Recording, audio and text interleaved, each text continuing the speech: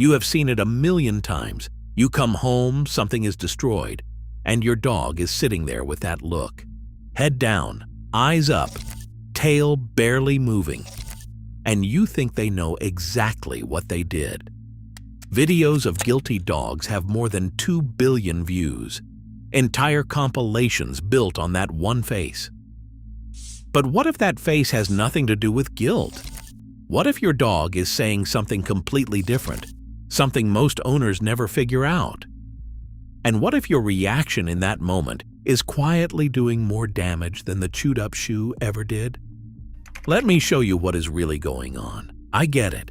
It really does look like guilt. They avoid your eyes. They slink away. They shrink down as if trying to disappear. If your roommate did that after eating your leftovers, you would say, "Yeah, they know what they did." That is exactly why this myth is so hard to kill. We read dogs through a human filter. We see something familiar and assume it means the same thing.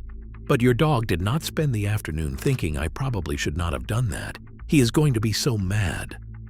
That thought does not exist in their brain, not because they are stupid. Their intelligence works differently than ours. So if that look is not guilt, then what exactly is your dog trying to tell you? The answer comes from one of the most clever experiments in canine psychology. A researcher at Barnard College set up a simple test. Dogs were told not to eat a treat. Some ate it, some did not. Then the owners came back. But here is the twist that makes this brilliant. Some owners were told the truth. Others were lied to. Owners were told their dog ate the treat when they had not, or told their dog behaved when they actually broke the rule. The result flipped everything on its head. The dogs who showed the strongest guilty look were not the ones who ate the treat. They were the ones whose owners walked in looking upset. Dogs who actually broke the rule, but whose owner came back happy and relaxed, showed no guilty look. None. Zero. The guilty look had absolutely nothing to do with what the dog did and everything to do with what the owner was doing right now. Which brings us to the real question. If that look is not guilt, what is actually happening inside your dog's head? Behaviorists have a name for it. Appeasement behavior. It is one of the oldest survival tools in the canine playbook. When a dog senses tension or anger from a bigger animal, ancient instinct takes over. It makes itself small. It drops its head. It avoids eye contact. It tucks its tail. It flattens its ears.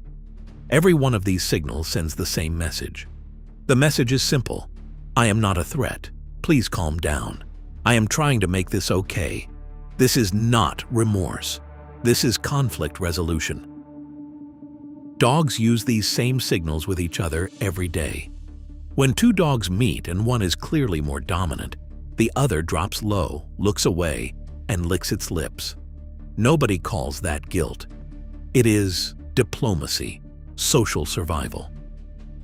When your dog does this to you after you come home with that energy, that posture, that voice, they are not confessing. They are de-escalating. They are reading the room and doing everything they know to bring the tension down. But here is what makes this even more interesting. It is not just about body language. There is a timing problem that most people have never thought about. Dogs process cause and effect in a window of about 2 to 3 seconds. That is it. If you catch them in the ACT, paw on the counter, trash in their mouth, they can connect your reaction to their behavior. But that window shuts fast. Your dog chewed that cushion 3 hours ago, maybe 5 hours. By the time you walk through the door, that event does not exist in their memory anymore. So when you point at the mess and raise your voice, your dog is not thinking the cushion from this afternoon. They are thinking something is wrong. Right now. I need to fix this. That is why the guilty look sometimes appears before you even say a word. They read your shoulders the second you see the mess. Your breathing changes, your jaw tightens. They pick up on all of it faster than you realize it yourself. And they respond to your present energy, not to their past behavior. Now this is where it gets important, because once you understand the timing, you start to see why punishment after the fact does not just fail. It actually breaks something.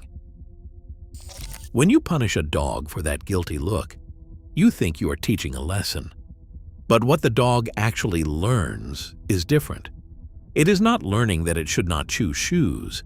Instead, it learns that when my person comes home and finds something on the floor, bad things happen. The behavior does not get corrected, but something else changes.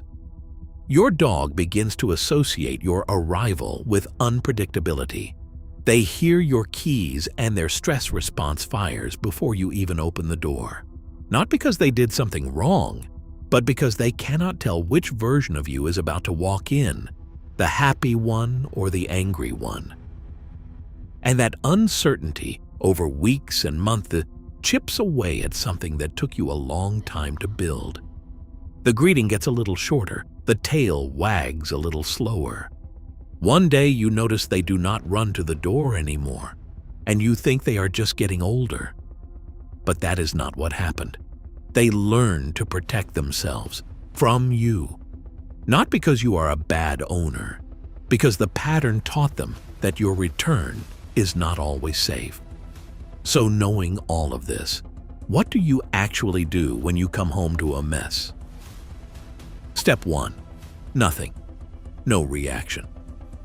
I know that is hard. Every instinct says to point and correct.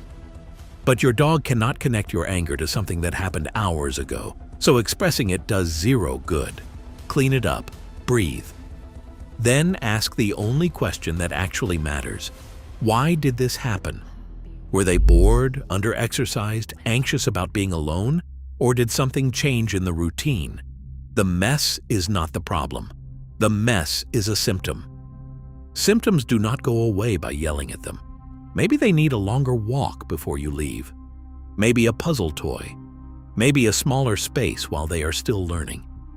If you want to teach them what is allowed and what is not, there is only one way that works. You catch the moment. You see them sniffing the shoe. You redirect. Leave it. They listen. You reward. That 2-second window is where real learning happens. Everything after that is just noise your dog cannot decode. Once you start working inside that window instead of outside it, everything changes. One last thing. I need to talk about those videos. Those viral guilty dog compilations. Tens of millions of views. Owners filming their dogs while pointing at the evidence, laughing at how busted they look. Now you know what you are actually watching. Every lowered head, every sideways glance, every dog pressing itself into the corner is not performing shame for the camera. They are performing fear. They are saying, I do not understand what is happening. Please stop. Millions of people watch it and think it is adorable. But you are not most people anymore. You see what is actually in that frame now, and you cannot unsee it. Look, we have all been there. You walk in, you see the mess, and you react. That is human. We are emotional too, and that is completely okay. Nobody gets it perfect every time. The only difference now is that you understand what that look actually means. And that changes everything. All it takes is a little more patience, a little more awareness. That is it. Your dog is not keeping score. They just need to know you are safe. Drop a comment and tell me which part of this video surprised you the most. I am genuinely curious. If you found this useful, I made a video called 7 Normal Things You Do That Secretly Hurt Your Dog. Honestly, number 4 caught me off guard when I was researching it. It is something most of us do every single day. The link is on your screen. You have been watching Ryan, Dog Psychology. Hit subscribe. I'll see you in the next one.